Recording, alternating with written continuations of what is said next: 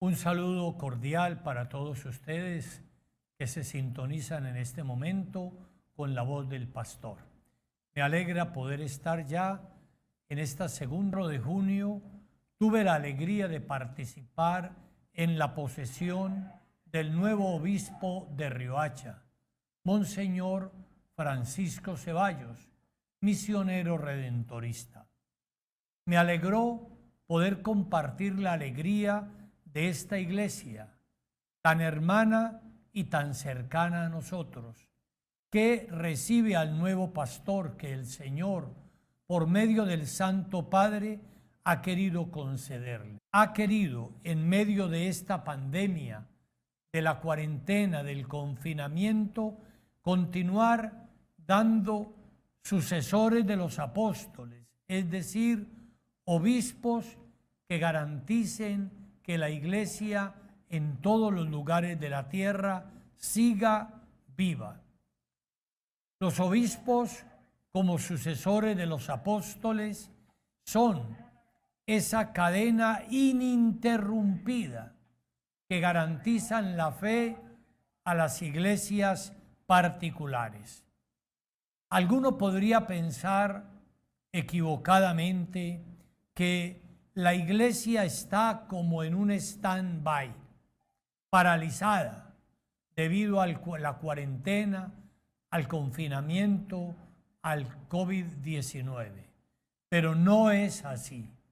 Una y otra vez tenemos que decir, la iglesia está viva, aunque los templos estén cerrados. La iglesia sigue abierta a las comunidades.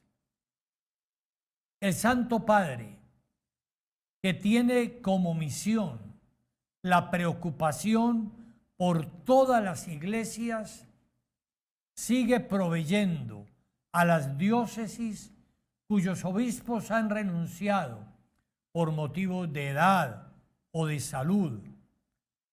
El Papa nombra pastores que sigan apacentando y manteniendo en la fe, en la iglesia, una santa, católica y apostólica.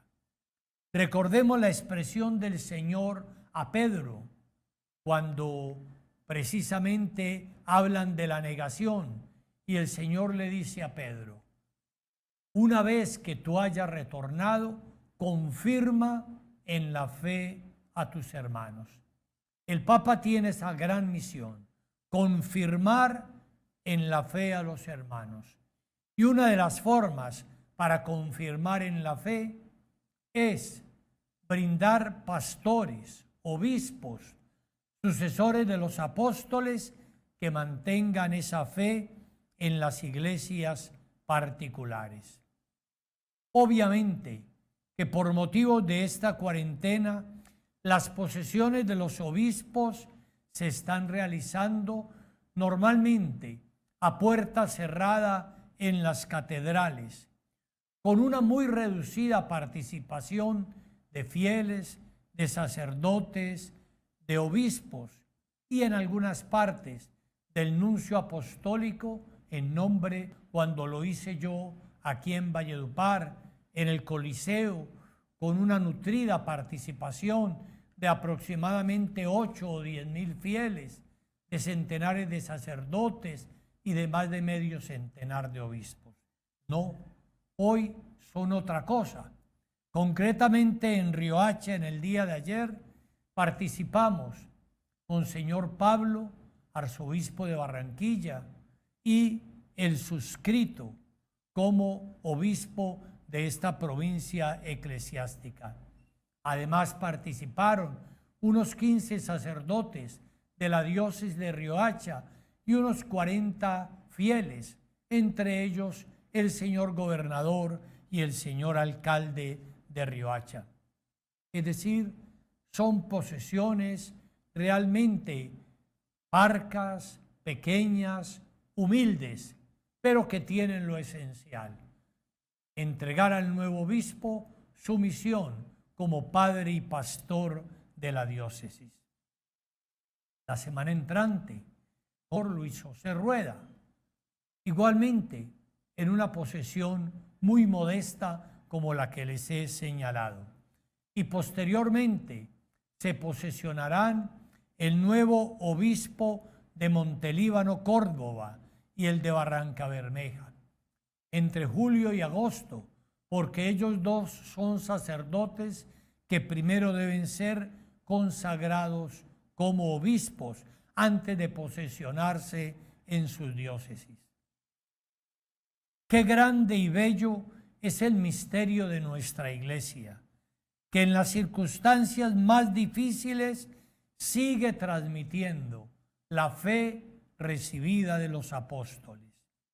La semana pasada nos comunicaban de Roma el fallecimiento de 3 obispos chinos que murieron cerca de los 100 años y que tuvieron que sufrir cárcel durante muchísimos años, algunos de ellos 15 o 20 años, pero que se mantuvieron firmes en la tenido que sufrir martirio y cárcel como consecuencia de su fidelidad a la misión recibida.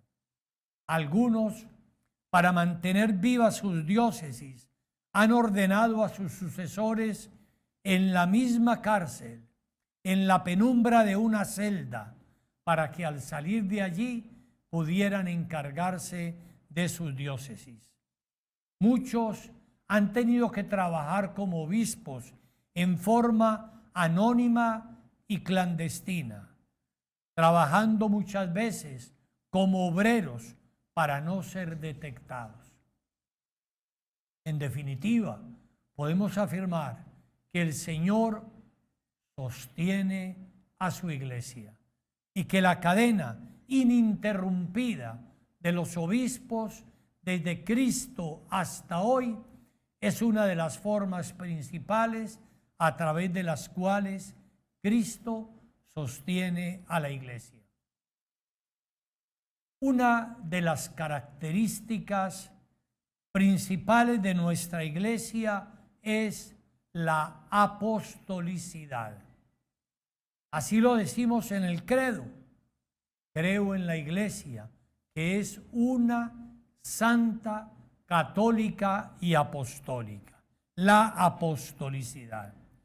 La apostolicidad habla de las raíces mismas de la Iglesia. Entre los muchos discípulos de Jesús, Él escogió a 12, a quienes llamó apóstoles. La palabra apóstol, los evangelios sinópticos. Simón, a quien llamó Andrés, a Santiago, el de Zebedeo y su hermano Juan, a Andrés y Felipe, a Bartolomé y Mateo, a Tomás, Santiago el de Alfeo y Tadeo, Simón el cananeo y a Judas Iscariote el que lo traicionó, y para enviarlos a predicar. Estos 12, cuyo número rememora a los 12 hijos de Jacob, que dieron origen a las 12 tribus de Israel, el pueblo de Dios. De la misma manera, Dios ha querido formar su nuevo pueblo, la Iglesia, escogiendo a 12, que fueron el núcleo más cercano de Jesús, que compartían su vida y que el Señor les desvelaba los misterios de su ser y de su misión. Estaban en su intimidad. Podríamos decir que estaban con Él para pertenecerle más profundamente, para ser de Él, estar con Él para ser de Él. Lo abandonaron, que por miedo lo dejaron y lo negaron, ahora van a ir por todo el mundo a implantar la Iglesia, a predicar y en casi todos los casos a sellar con el martirio la verdad de lo que han anunciado. A los 12 apóstoles, cuyo número se completa con la elección de Matías, que reemplaza a Judas, se sumará. Él es escogido por el Señor resucitado para ser por excelencia el apóstol de los paganos, de los no judíos. Los apóstoles se dispersan por todo el mundo para cumplir su misión como testigos del resucitado. Pero ellos son conscientes, en primer lugar, de que no son eternos.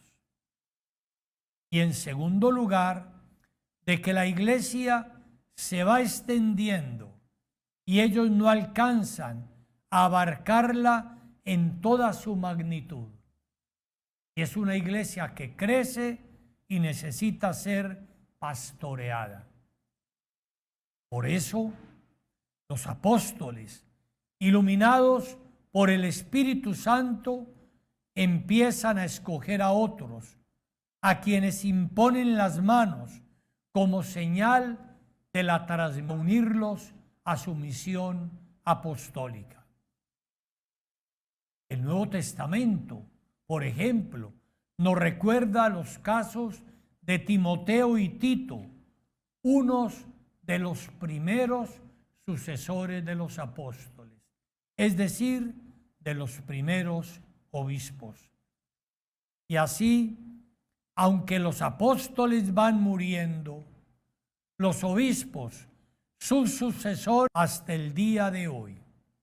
El apóstol impuso las manos a un discípulo, creando así un nuevo obispo. Y éste le impuso luego las manos a otro, y ese a otro hasta el día de hoy. Cada uno de nosotros, los obispos, tiene el carisma fundamental de la... El obispo participa de ese carisma a los sacerdotes, se lo comunica. Ellos son sus estrechos colaboradores. Y también se lo participa a los laicos, a quienes confía y autoriza determinados ministerios al servicio del pueblo de Dios, siempre en comunión con el obispo. Del obispo es la que posibilita la unidad de la iglesia. Si no fuera por el obispo, la iglesia se atomizaría y se convertiría en una multitud de sectas. Por eso es tan importante para nosotros la persona del obispo, quien es el sucesor de los apóstoles, el padre y pastor de la iglesia particular. Pero a su vez, el obispo está en comunión con el primero de los apóstoles, Pedro, la piedra sobre la cual Cristo quiso edificar su iglesia, cuyo sucesor es el Santo Padre, hoy el Papa Francisco.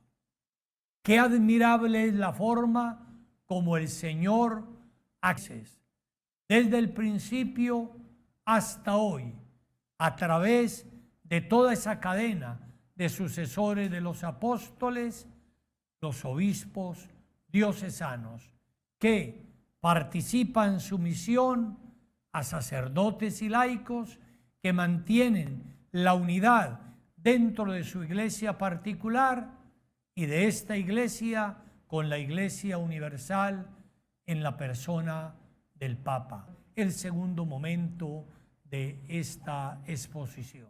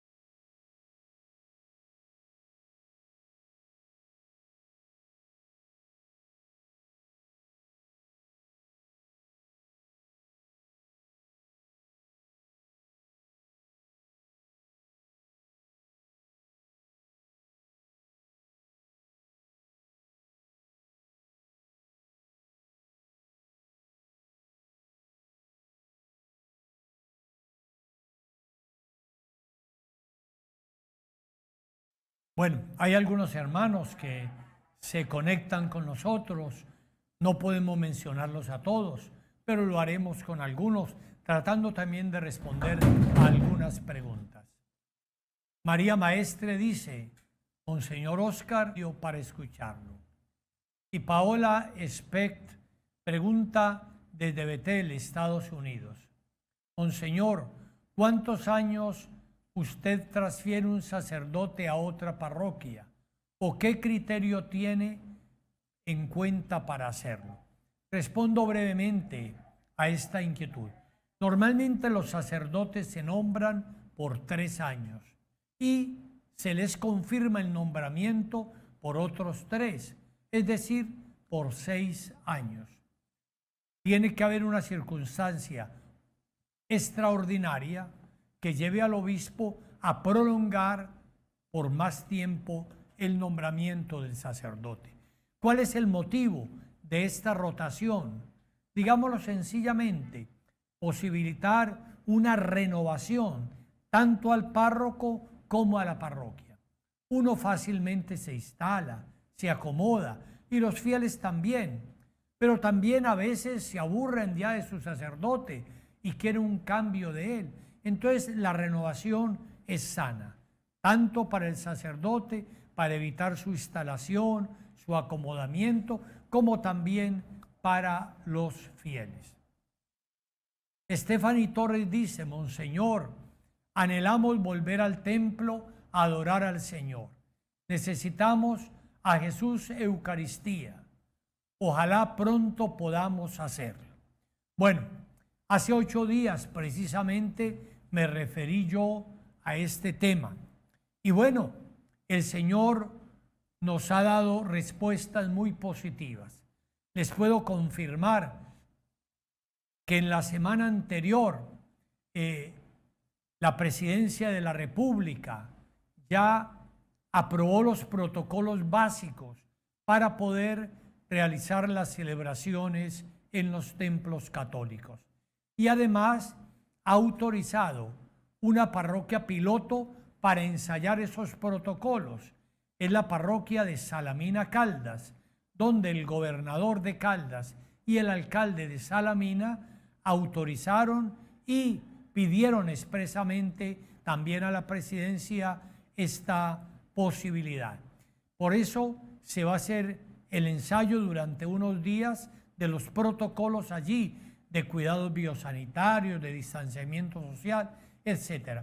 Una vez que se vea que funcionan y que están adecuados, ya los aprueba definitivamente la Presidencia de la República y nos llegan a las diócesis. A su vez, las diócesis tendremos que acomodarlos a nuestra propia realidad. No es lo mismo una parroquia de la costa que una parroquia del interior. No es lo mismo una parroquia, podemos decir, muy pequeña que una parroquia gigantesca. Son muy diferentes. Y por eso el obispo en cada lugar tendrá que hacer unas breves acomodaciones para que los protocolos puedan funcionar. Yo soy muy optimista. Ojalá no me equivoque. Y creo que a más tardar en el mes de julio podremos ya tener la Eucaristía en nuestros templos. Dios quiera que no me equivoque. Recuerden ustedes que al finalizar mi intervención la vez pasada, yo le pedí al Espíritu Santo, cuya fiesta de Pentecostés estaba próxima, que iluminara al presidente, que tocara su duro corazón. Y yo pienso que lo ha hecho. Bueno, vamos ahora a continuar el tema que ha sido objeto de nuestra reflexión en el día de hoy, sobre la condición del obispo como sucesor de los apóstoles. En la tradición católica hay una serie de signos que porta el obispo a través de los cuales se quiere manifestar su identidad más profunda. Quiero aprovechar este espacio de la voz del pastor para darlos a conocer y explicarlos brevemente. Ahora les explicaré. El segundo signo es el solideo, este gorrito de color fucsia que llevo sobre mi cabeza. El tercer signo es la mitra, que está en este lugar y que llevo sobre la cabeza cuando estamos en celebraciones litúrgicas. El cuarto signo es la cruz pectoral que llevo sobre mi pecho. Y el quinto signo es el anillo. Son 5 signos que expresan la misión del obispo. Expliquémoslos brevemente, porque yo sé que muchos de ustedes los han visto muchas veces, pero a veces no entienden su profundo significado. El primer signo es el báculo, o bastón, o cayado. Cualquiera de las expresiones indica lo mismo. A su rebaño. El Salmo 23, Salmo 22 también en algunas Biblias. Salmo del buen pastor dice: tu vara y tu cayado me apacientan. El bastón o el báculo tiene 3 oficios en la vida pastoril, pero también en la misión pastoral del obispo. En primer lugar, quedando en el camino o que se van desviando. El báculo, pues, sirve para poder ir reconduciendo a las ovejas al rebaño. En segundo lugar, sirve para defender el rebaño de los lobos que pudieran amenazarlo, que pudieran realmente en los momentos de cansancio o en los terrenos abruptos por los cuales hay que pasar. 3 significados para lo que sirve el báculo: para mantener el rebaño, conduciendo a las ovejas, mantenerlo unido. Segundo lugar, arma de defensa frente al lobo que lo puede atacar. En tercer lugar, para apoyarse. Eso que sucede en la vida pastoril le sucede también al obispo.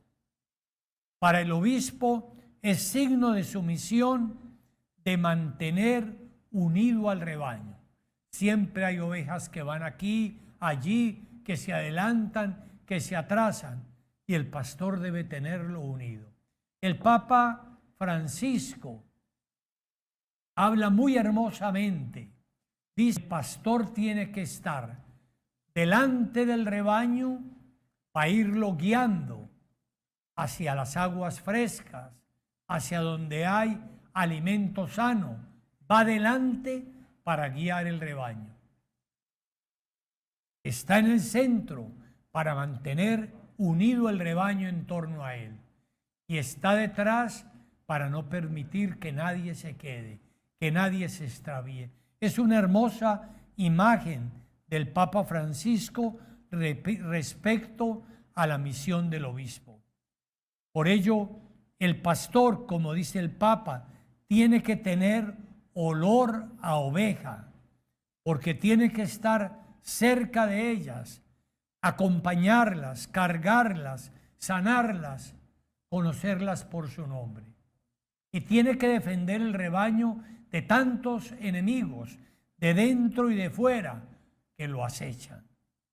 No puede ser un perro mudo, tiene que ser un defensor del rebaño. Pero un aspecto también muy hermoso del báculo es que sirve de apoyo en medio del cansancio del camino. Hay momentos en los que el camino es bastante abrupto y uno pudiera como caerse. El báculo le sirve de apoyo, de sostén para poder seguir adelante. Ese es pues el significado del báculo, que es el primer signo que utiliza el obispo en la Iglesia católica. El segundo signo es la cruz pectoral. Recordamos las palabras del Señor. El que quiera seguirme, que cargue sobre sí su cruz y se venga conmigo. Cargar la cruz. El episcopado es una forma discipular de cargar la cruz. No es uno y por tanto es inevitable el asumir y cargar la cruz. No se puede seguir a Jesús sin cargar la cruz. Es un imposible. Uno obedece a la llamada del Señor, sígueme, y seguirlo le va a implicar ese cargar la cruz.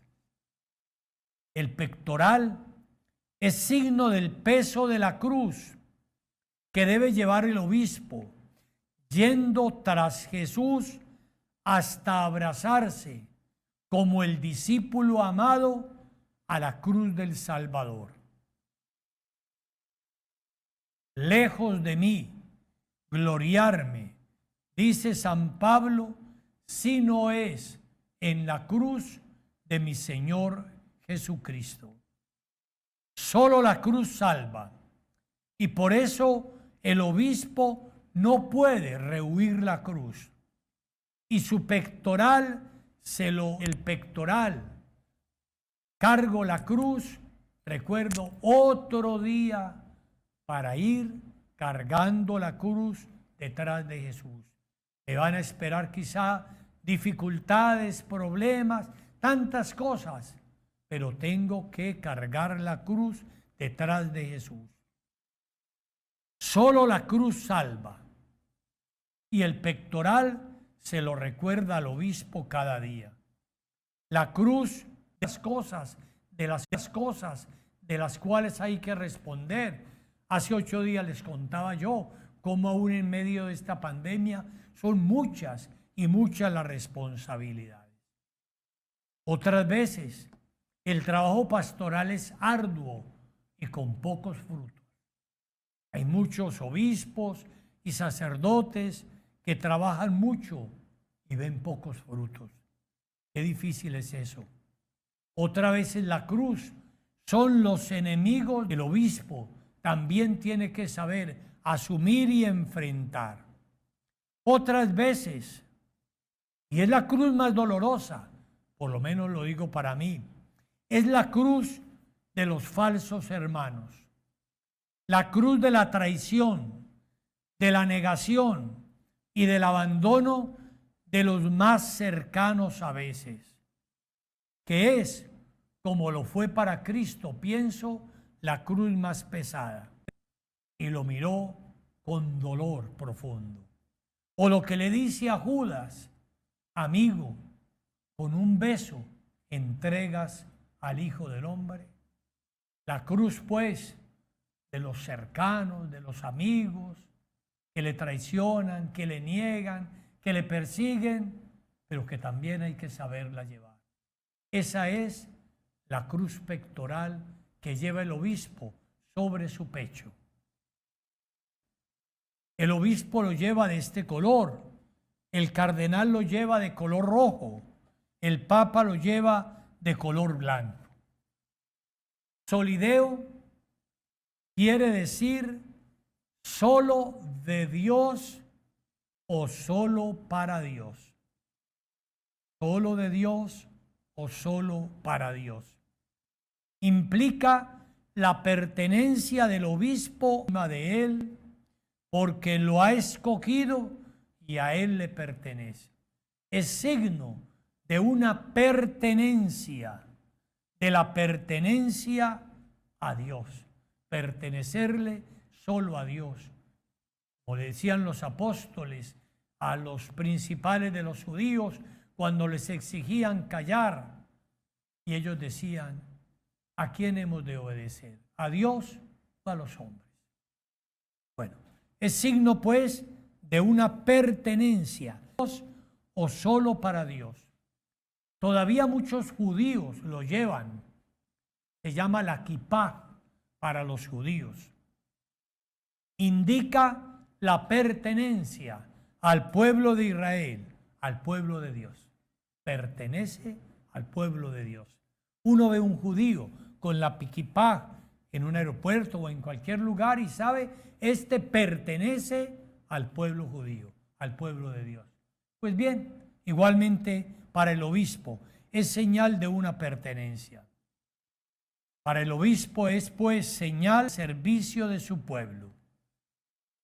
En la ordenación episcopal, el obispo consagrante le unge con crisma la cabeza al nuevo obispo y una vez que le ha ungido con el crisma, le coloca sobre el crisma el solideo sobre su cabeza. El crisma consagra a partir de ese momento. Bueno, el cuarto signo es la mitra, que normalmente la usa el obispo en las celebraciones litúrgicas. Es una señal de que el obispo se distingue en medio de toda la comunidad. Se resalta por encima de los sacerdotes, de los fieles. Es señal de eso. El obispo es la cabeza del pueblo de Dios. Pero también la mitra es señal de la santidad que debe el obispo encarnar y de ese pueblo santo de Dios. Es la señal, del sufrimiento que implica ser cabeza en nombre de Cristo del pueblo que le ha sido confiado. La mitra es normalmente muy hermosa, como hermosa es la misión, pero esconde los colores, los dolores de tantas espinas que implica su misión. Los fieles muchas veces se quedan con la belleza de la mitra, pero desconocen los sufrimientos de las espinas que implica pertenecer al Señor y servirle en la misión episcopal. Podríamos decir que la mitra sirve para esconder del pueblo de Dios tantos dolores que tiene que asumir su propio obispo. Y finalmente, el quinto signo es el anillo. Me lo quito aquí, el anillo. El anillo es signo de su identificación con Cristo, el esposo de la iglesia, que a su vez desposa al obispo con la iglesia diocesana. El anillo es colocado al obispo el día de su ordenación episcopal para recordarle que la iglesia es su esposa y que ha de gastarse y desgastarse por ella. Es signo de su amor y fidelidad, como también lo es en el caso del matrimonio cristiano. Los esposos se colocan el anillo diciendo: recibe este anillo como signo de mi amor y fidelidad a ti, en el nombre del Padre, del Hijo y del Espíritu Santo. También para el obispo es signo de amor y fidelidad a su diócesis, a su iglesia. Se le recuerda así al obispo que debe desvivirse por dar vida a su esposa, la iglesia, que no debe ambicionar nada más, sino sola y únicamente entregarse a ella y solamente a ella, para embellecerla, para servirle, para hacerla crecer en santidad y presentarla un día al Señor santa e inmaculada. Hermosamente lo dice la carta a los Efesios, capítulo 5, versículos 25 a 27. Lo dice aplicando a la relación del marido con su esposa. Pero aquí lo aplicamos al obispo. Dice, maridos, colocamos aquí la palabra obispos, amen a su esposa como Cristo amó la iglesia y se entregó por ella, para purificarla con el baño del agua y la palabra, y consagrarla, y para presentarla ante sí gloriosa, sin mancha ni arruga, ni cosa semejante, sino santa e irreprochable. Si han seguido ustedes, queridos hijos, esta lógica, habrán podido ver que lo que se pone el obispo no son adornos, sino signos. Signos que indican la misión que el Señor le ha encomendado. Oren por mí, su obispo, para que realmente sea lo que el Señor ha querido de mí al confiarme esta misión maravillosa.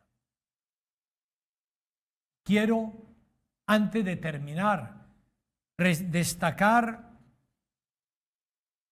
algunos mensajes que me han llegado. Jenny dice, Monseñor, los saludo desde Bucaramanga.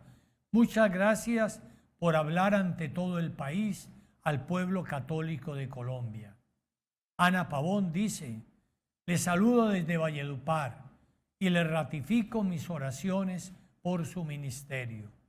Juan Robles desde Monterrey, México, dice, siempre estoy en sintonía con usted y le pido que ore por mi familia. Ana Cano dice, Monseñor, oro por usted, lo saludo desde El Salvador y le pido que ore por mí. Yerina Avendaño dice, Monseñor, muchas gracias por esta catequesis. No tenía ni idea de lo que significaba cada signo. Los saludo desde Barranquilla. Y bueno, también hay un hecho que queremos hoy destacar. 5 de junio ha estado cumpliendo en nuestra diócesis años la comunidad de la Revolución Juvenil. Hace 5 años vino a nuestra diócesis, la tercera diócesis de Colombia en que se hizo presente.